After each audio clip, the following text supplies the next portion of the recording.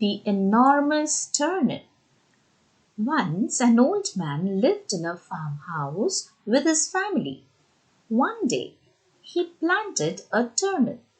The turnip grew and grew, grew and grew, grew and grew until it became an enormous turnip.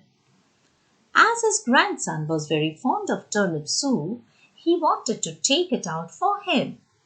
He pulled and pulled, pulled and pulled, but couldn't pull it out. So he called his old woman to help him.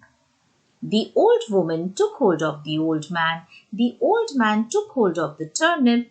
They pulled and pulled, pulled and pulled, but couldn't pull it out. So they called their daughter for help.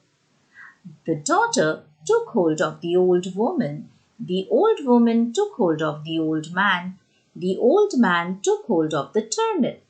They pulled and pulled, pulled and pulled, but couldn't pull it out.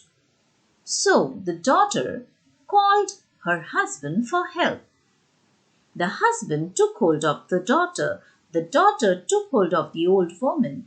The old woman took hold of the old man. The old man took hold of the turnip. They pulled and pulled, pulled and pulled, but couldn't take it out. At last, the old man called his grandson Matthew for help. Matthew came running.